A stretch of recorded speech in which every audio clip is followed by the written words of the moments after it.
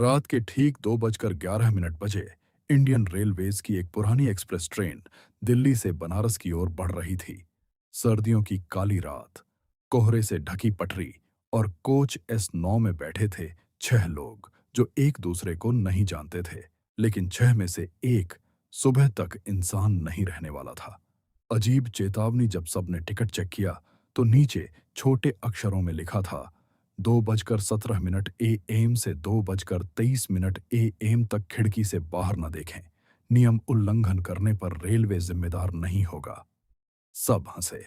एक लड़का बोला, ये मार्केटिंग स्टंट होगा। लेकिन सामने बैठे सफेद दाढ़ी वाले बुजुर्ग की हंसी नहीं निकली। वो बस खिड़की का पर्दा कसकर पकड़े बैठे थे। उनके होंठ कांप रहे थे। उन्होंने धीमी आवाज में कहा, अगर ट्रेन उस मोड़ पर रुक गई तो भगवान भी नहीं बचाएगा। 2:16 AM। अचानक ट्रेन की रफ्तार धीमी हो गई। बाहर घना जंगल, कोई स्टेशन नहीं, कोई सिग्नल नहीं, मोबाइल नेटवर्क गायब। लाइटें हल्की टिमटिमाने लगीं।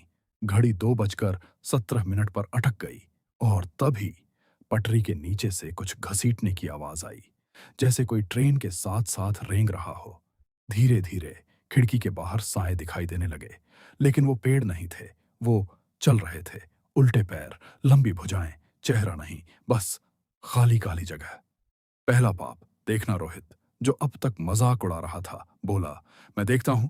बुजुर्ग आदमी चिल्लाया, मत देखो, वो तुम्हें पहचान लेगी।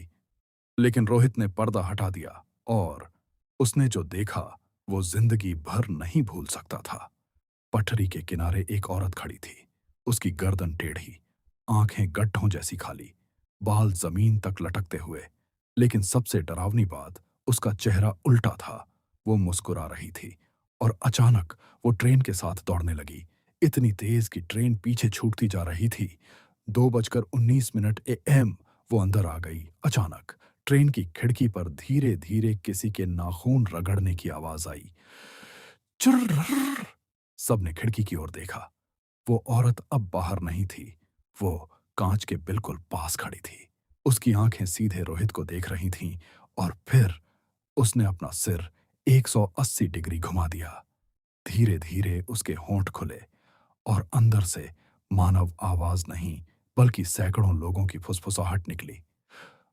तुमने देखा, अब तुम हमारे हो, रोहित चीखा।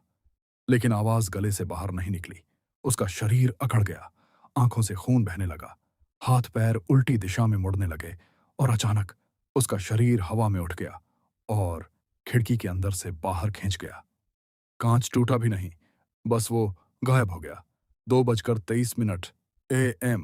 सब सामान्य। ट्रेन फिर तेज हो गई, लाइटें सामान्य, घड़ी चलने लगी, नेटवर्क वापस, सीट खाली थी, सब कांप रहे थे। टीटी आया, उसने टिकट देखा, बोला, आप लोग 5 ही तो हैं। उन्होंने कहा, नहीं, हम 6 थे। टीटी ने टिकट दिखाया। छठा नाम धुंधला हो चुका था, जैसे कभी लिखा ही न गया हो। असली सच, बुजुर्ग आदमी धीरे से बोले, वो औरत कोई आत्मा नहीं, वो इस रूट की मालिक है। 1947 में इसी पटरी पर एक ट्रेन पलटी थी। सैकड़ों लोग मरे, उनकी आत्माएं आज भी भटकती हैं और हर साल 2:17 से 2:23 के बीच वो एक आत्मा को साथ ले जाती है। लेकिन इस बार उन्होंने खिड़की की ओर देखा। उनकी आंखें फैल गईं। खिड़की के कांच में सिर्फ 5 लोगों का प्रतिबिंब नहीं था, छठा साया भी था, जो अब अंदर बैठा था और वो धीरे धीरे अगले यात्री की ओर बढ़ रहा था। अगर कभी रात में ट्रेन में सफर करो और 2:17 बजे ट्रेन अचानक जंगल में धीमी हो जाए, मोबाइल नेटवर्क गायब हो जाए और खिड़की के बाहर कोई साया दौड़ता दिखे, तो पर्दा मत हटाना, क्योंकि वो तुम्हें देखने का इंतजार कर रही है। और एक बार अगर उसकी आंखों से नजर मिल गई तो अगली सुबह तुम्हारा नाम किसी टिकट पर नहीं मिलेगा, बस एक धुंधला सा दाग रह जाएगा और ट्रेन आगे बढ़ती रहेगी, हमेशा की तरह। रात वही थी, समय वही, 2:17 AM। इंडियन रेलवेज की वही पुरानी एक्सप्रेस जंगल के उसी अंधे मोड़ पर फिर धीमी हो गई।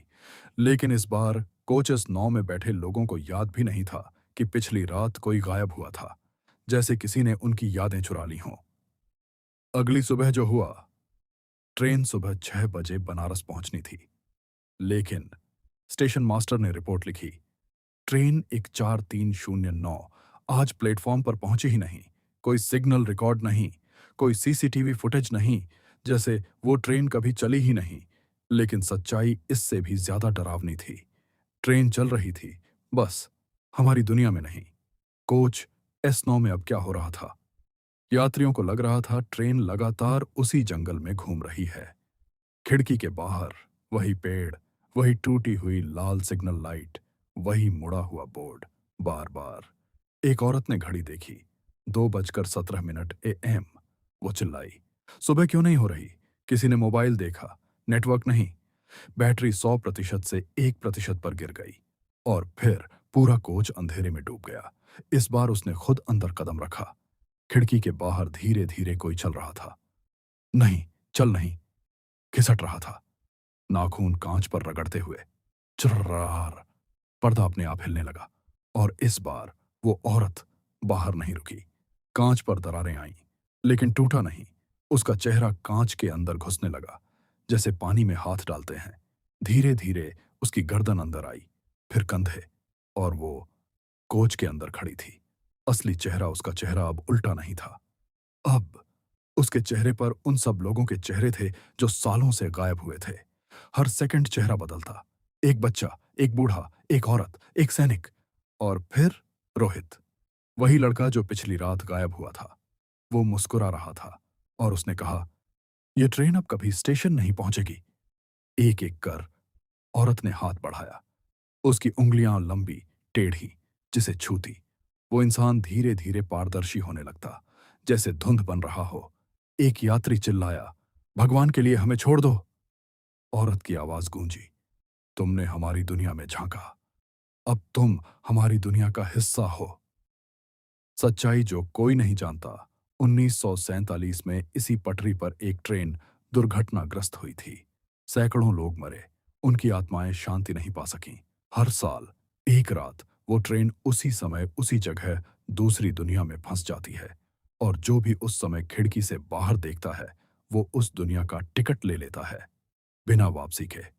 अंतिम दृश्य, सिनेमैटिक एंडिंग। जंगल के बीच एक पुरानी जंग लगी ट्रेन खड़ी है।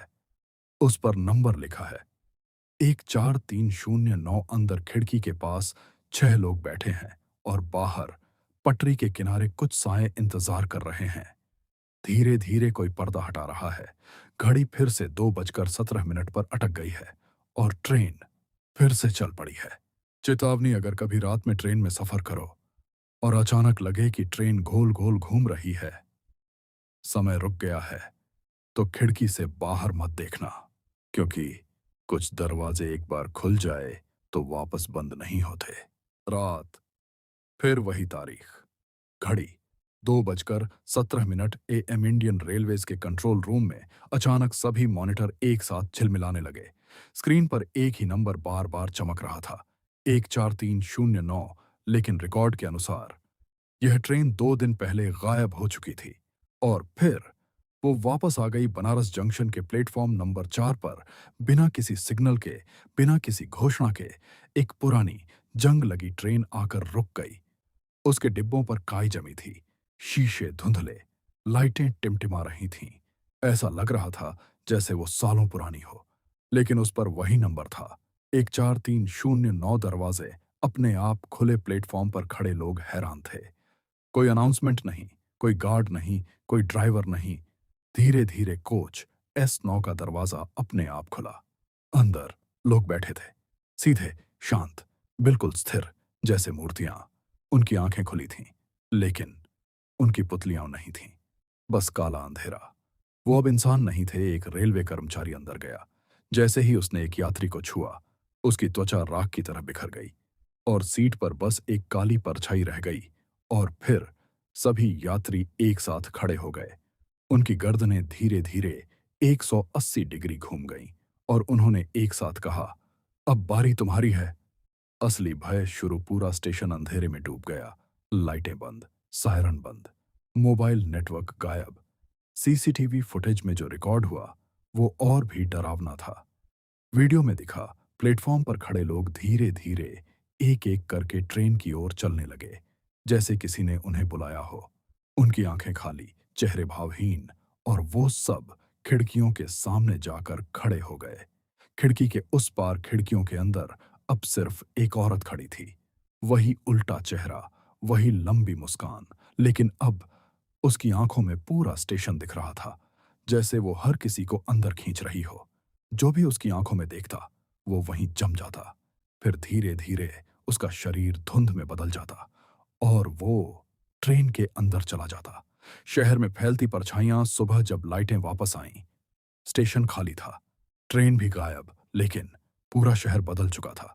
हर घर के शीशे में एक अतिरिक्त परछाई दिखती, हर मोबाइल कैमरे में पीछे कोई खड़ा नजर आता। रात को 2:17 बजे हर खिड़की के बाहर कोई दस्तक देता। चर्रर, नाखूनों की आवाज। अब नियम बदल चुका है। पहले सिर्फ ट्रेन में देखने वाले गायब होते थे। अब अगर तुम किसी भी कांच में 2:17 AM पर अपने पीछे कुछ देख लो, तो समझ लो टिकट कट चुका है। कल्पना करो, तुम अपने कमरे में बैठे हो, रात के 2:17 बजे। अचानक तुम्हारी खिड़की पर हल्की सी दस्तक। तुम डरते हुए पर्दा हटाते हो। बाहर कोई नहीं, लेकिन जब तुम कांच में अपना प्रतिबिंब देखते हो, तुम्हारे पीछे एक और चेहरा खड़ा है, उल्टा, मुस्कुराता हुआ, और वो धीरे धीरे कहता है, हम वापस आ गए हैं। आखिरी लाइन रोंगटे खड़े कर देने वाली। अगर कभी रात 2:17 पर तुम्हें लगे कि तुम्हारे पीछे कोई है, तुम मुड़ना मत, क्योंकि इस बार ट्रेन तुम्हारे पास नहीं आएगी, तुम खुद उसके पास चले जाओगे। अब 2:17 AM एक समय नहीं, एक दरवाजा बन चुका है। दुनिया भर में एक ही समय सबसे पहले बनारस में हुआ, फिर दिल्ली, फिर मुंबई, और फिर विदेशों से खबरें आने लगीं। लोग कह रहे थे, रात 2:17 पर शीशे में कुछ दिखता है। मेरे पीछे कोई खड़ा था। मेरी खिड़की पर किसी ने नाखून रगड़े। वैज्ञानिकों ने इसे भ्रम कहा, सरकार ने अफवाह, लेकिन सच्चाई उससे कहीं ज्यादा डरावनी थी। शीशा अब रास्ता है कांच, मोबाइल स्क्रीन, पानी में प्रतिबिंब, सब दरवाजा बन चुके थे। रात 2:17 पर हर प्रतिबिंब में एक अतिरिक्त साया दिखने लगा।